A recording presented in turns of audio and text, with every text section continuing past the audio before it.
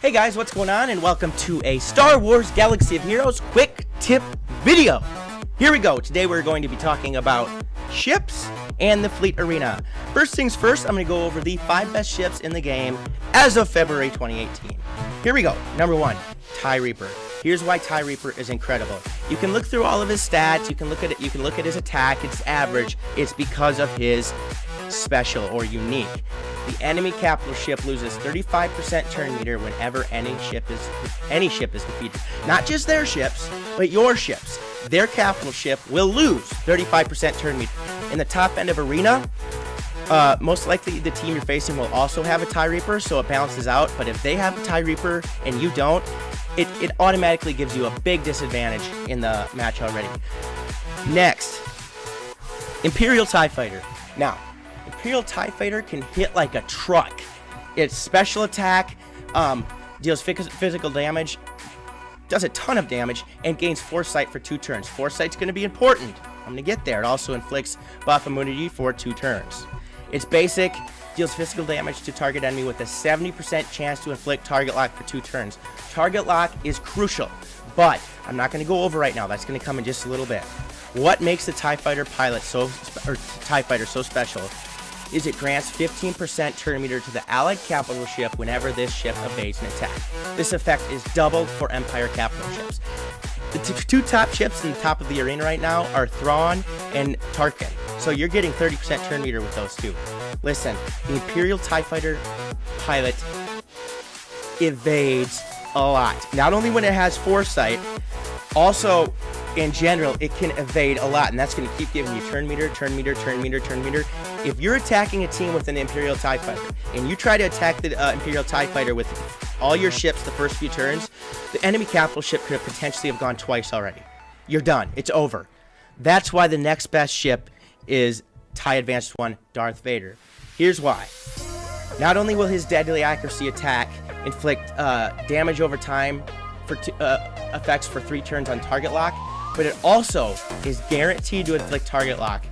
And this attack can't be evaded or resisted. Let me say that again. This attack can't be resisted or evaded.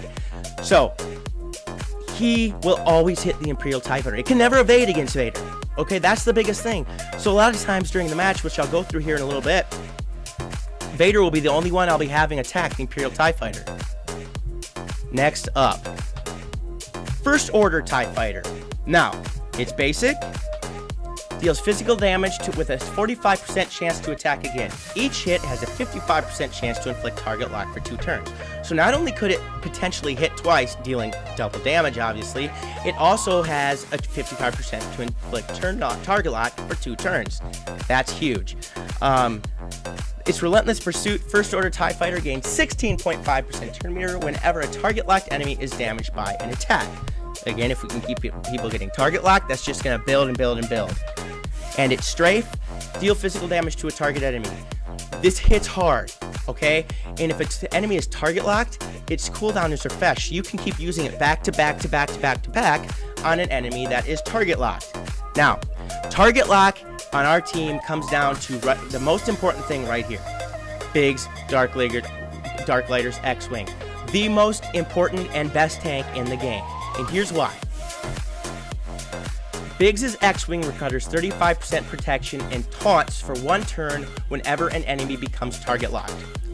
So, not only does it gain taunt, which is huge to keep the damage off of your more fragile ships, every time a target lock is afflicted on an enemy, it gains protection. So you can keep spamming protection, more and more protection, and he could survive the whole battle if done correctly. It's awesome, which is why with the other ships, I always want to keep using the ability that grants target lock until Biggs dies. Even if it's his basic and it doesn't do as much damage, keep Biggs alive. Now, I said the top 2 ships in the arena, Tarkin and Thrawn. I use Thrawn. I have him at 7 stars. We're going to go through his abilities quick. 1. First ability, Calculated Strike. Target ally is called to assist with 35% offense. I guess I have to get that all the way leveled up yet. I haven't.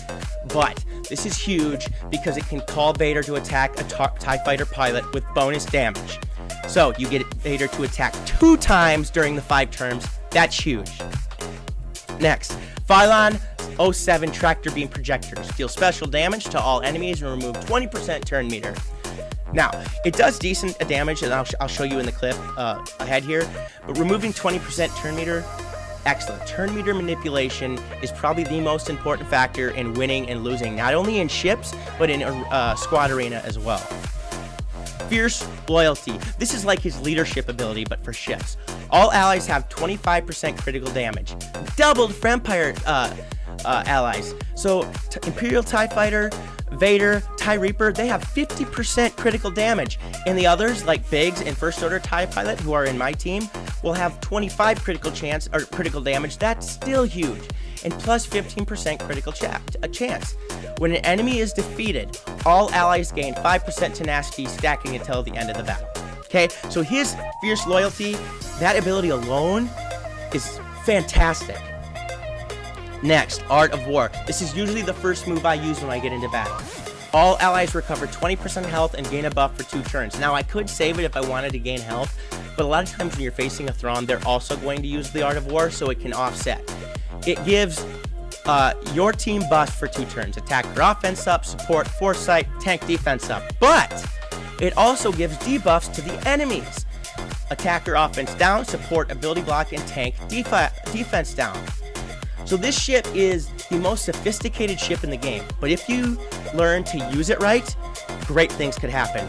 Now I'm going to quickly go over how the stats of the ships are measured, because I've played this game for a year and a half. I'm considered a whale. I can get first every night, but just so recently I didn't figure out why some ships were going in front of my ships. I'm like, well, the Imperial TIE Fighter, we have the same. What's going on? Because I thought that it was the speed of the mods. The higher the speed mods on the character, the faster the ship would be. That is not true. Here are like the 3 to 4 factors that matter when it comes to getting ships stats up. Number 1, star level. Have your character at 7 star, it's going to be as high as it can go in that category. 2, mods. But this is not based on the statistics of the mods. It's based on 2 things. The dot level, so 5 dots, and the level, 15. So you could have 6 mods on them with 5 dots, and it doesn't have to have a single speed in the secondary stats or primary, and the TIE Fighter pilot is still going to have the same speed when it comes to the Imperial TIE Fighter as having a plus 100 speed on throughout all 6 mods on the character. So let me say that again. I have, right now my TIE Fighter pilot speed is this. It's 257. I could take off all these mods right now and put on ones that don't have any speed at all, and his speed, the TIE Fighter pilot, is still going to be the same speed because they're 5 dot mods and they're all at level 15. So we've gone through the star level and we've gone through the mod dot and level. Next, abilities. Again, make sure you have the attacks and abilities maxed all the way up. That's going to be another crucial thing to max the Imperial TIE Fighter itself out with stats. And gear level. Now, I have him at gear level 12, but I don't have the gear level 12 pieces, or the advanced ones, on him. So there's going to be about 2 guys I can face in the top of my arena that will actually attack ahead of me with their Imperial TIE Fighter because they have the rest of the gear leveled out on him.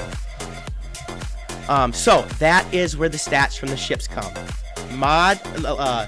The dots of the mods, the level of the mods, the ability levels, the star levels, and the gear levels. So those are about 5 things. If you can get those all maxed out, it doesn't matter what stats on the mods, as long as they're just 5 dot mods level 15, your ship will be the same speed as a ship that has higher speed mods on the character itself.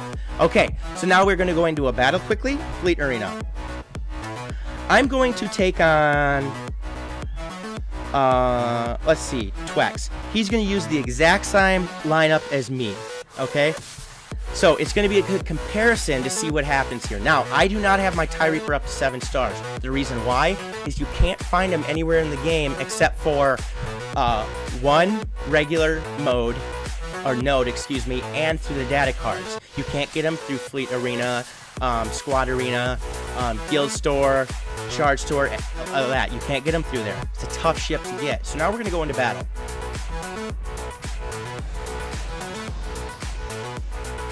Okay, their TIE fighter attacked first, which means he has that gear 12 on him all maxed out. Okay, my TIE fighter is going to get a chance to attack, and I'm going to... Okay, I got target lock on the first hit with TIE fighter. That's huge. Now, they hit my bigs and gave them target lock, so their bigs recovered health. So I'm going to use the basic with Imperial, with First Order TIE fighter, and he got his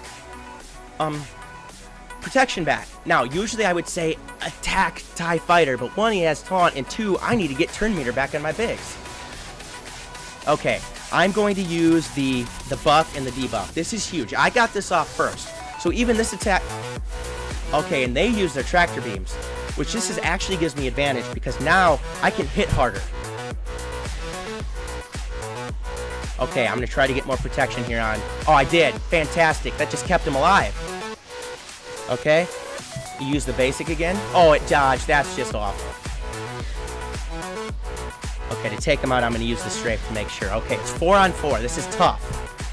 I'm going to go after the TIE Advanced 1. Ooh, this is not good.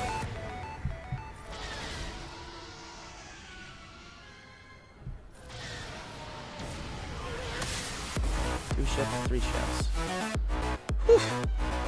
I'm going to give some protection to TIE Fighter. And he evaded, so I'm going to get more. Evaded twice. Okay, I'm not going to go after the Imperial TIE Fighter right now.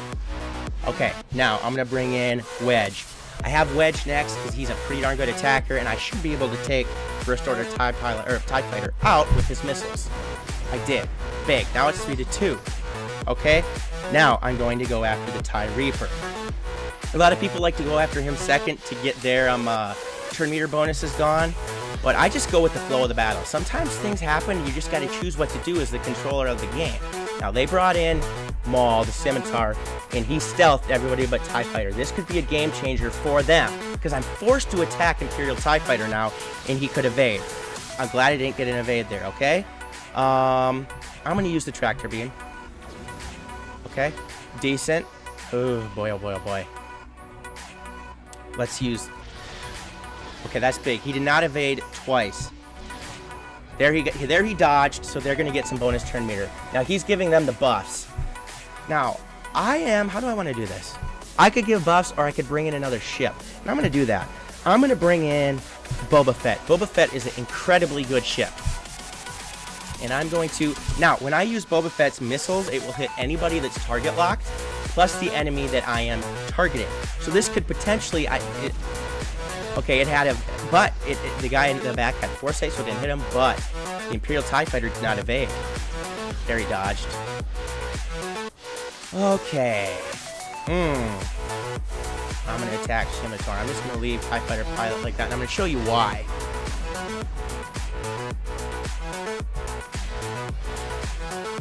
Basic attack. Okay.